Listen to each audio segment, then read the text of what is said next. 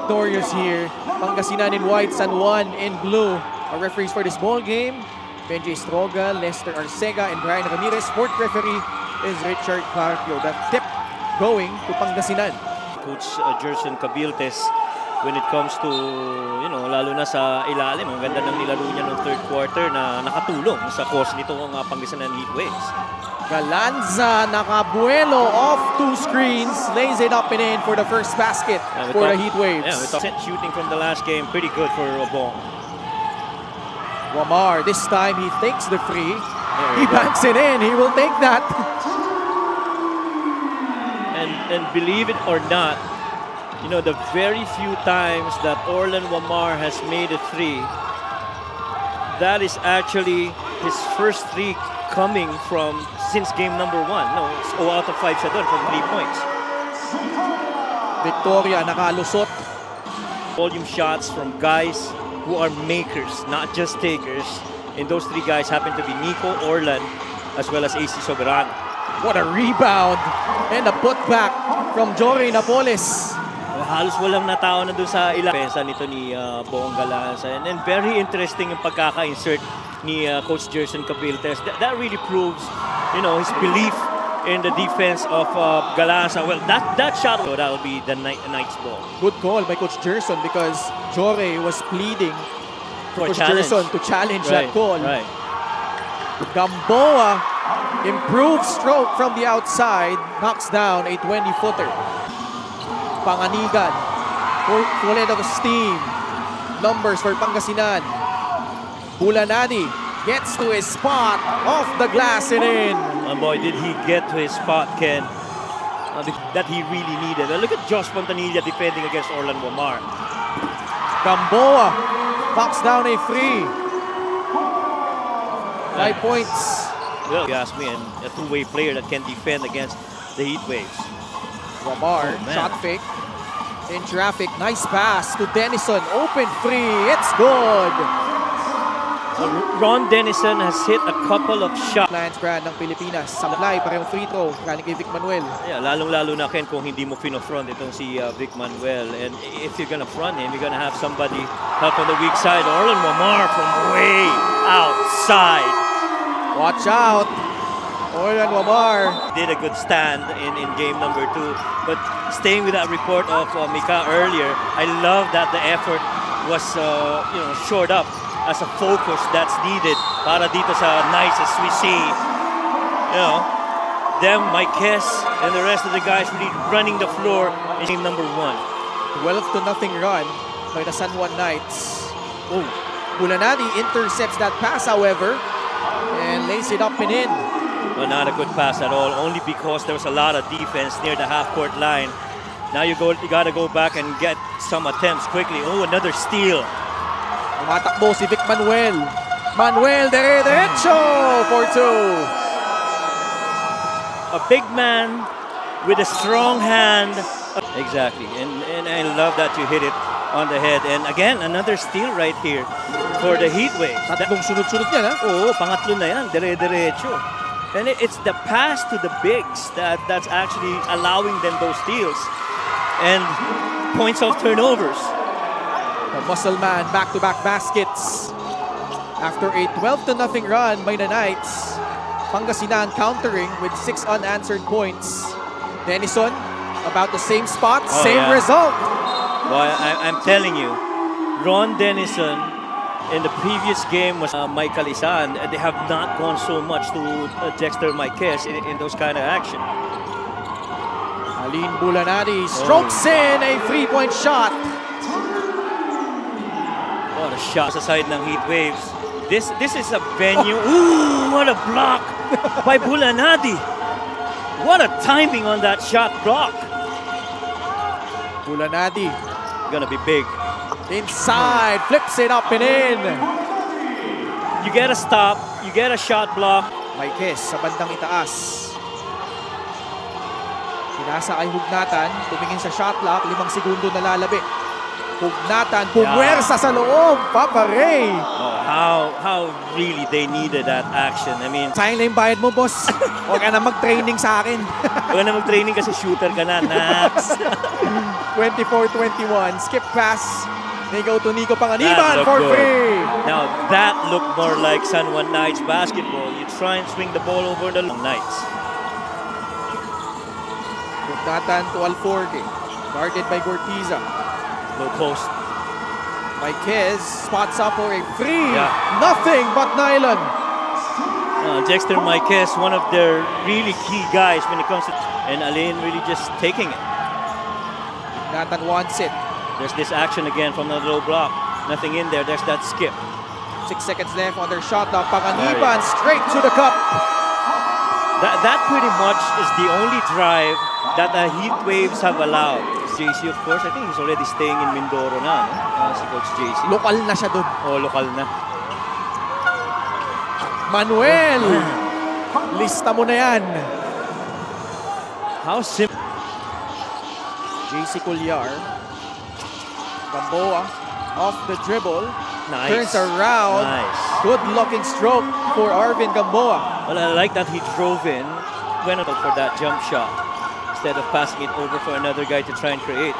Manuel sa tres. Wow. Yes! And a 4-point play opportunity coming up after getting fouled by Ramos, who now has 3 fouls. And he took it without hesitation. Vic Manuel, if you go back to that Nueva Ecija series, really knocked down that crucial 3. And, you know, he's averaged pretty much. We should not be ready for the number 1 overall as number 7. I mean, why do his words always feel like the truth already? Even with this lead of San Juan, Ken, Coach Mike? Di lang yun, Mika, in the first half.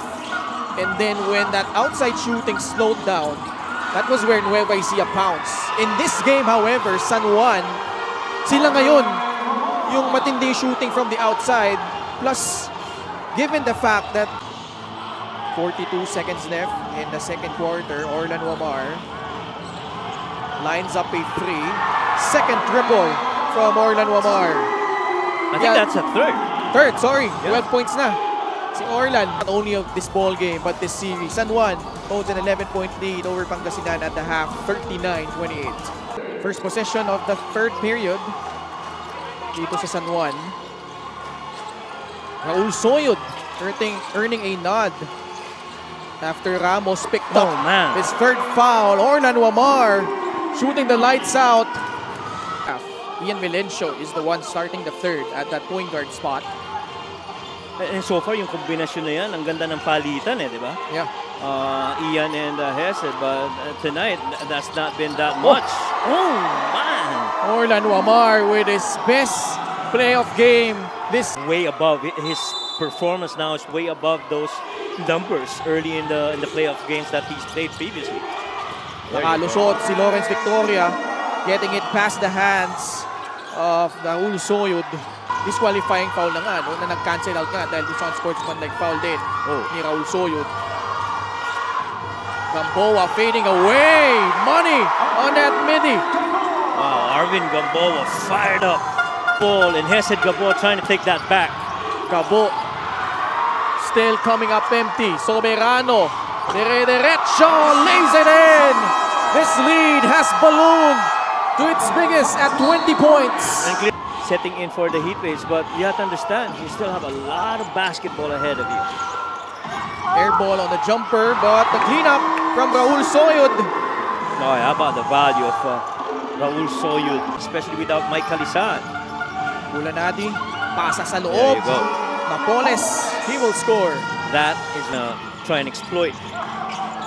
The thing is, San Juan has taken away yung interior scoring Correct. nitong Pangasinan. And in return, they've gotten to those 50-50 balls. And they have refused. Oh, that's another good example right there. And the primary defenders have refused to be beat. And just like we saw right there, Hesed Gamboa trying to break down that defensive. Panganiban, Marquez, pasa palabas, Galinato. Supply yung kanyang tres. Oh, Colliar, wow. heads up play to a wide open Dexter Marquez. And he will drive. Colliar will take the 3. Yes, sir. It's been all San Juan. Speaking of San Juan, and we're not even done with the third quarter yet. And what that means is that they've been more intentional on the offensive end of the floor. I see another drive right there by JC Colliar, breaking down the primary defender, beating him to a spot, and finishing with the left hand. 69-33. Collado forcing his way in. He scores. Rare basket here in the third. And what?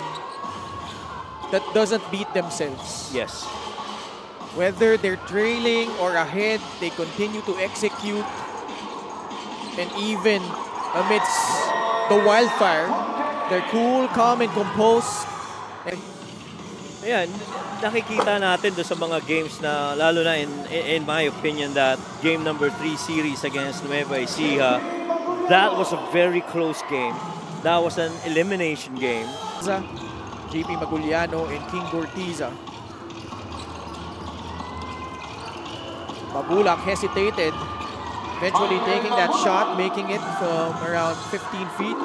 Up against a team like that, this is one of the cleanest shots that they've taken so far into heat waves, with Bong Galanza coming out of a gate screen. Dito sa Luzon, sa darating na bagyo. Right now though, San Juan with the lead. Ramos sticks the jumper in. Yeah, and safety is always a priority. Kaya yun po, mga ingat po tayo mga kababayan, and prayers really going out to those affected in the Visayas, including our friends from Cebu. Momentum dito sa Pangasinan. Galanza drives, wow, lays it in, lead down to 19. Closest they've ever been. Colliar puts it on the deck. JC there to take the free, and he will make it. That time without his 77-59. Wamar. Dennison, corner pocket, free. Oh, yeah. Could be the nail in the coffin. And he's been go back into the national finals. And ito namang heat waves.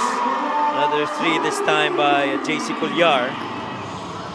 A pretty determined, a resilient bunch in the San Juan Knights. Maguliano will lay it in, 10 points for JP. But what? And Colliar will take the free, no good.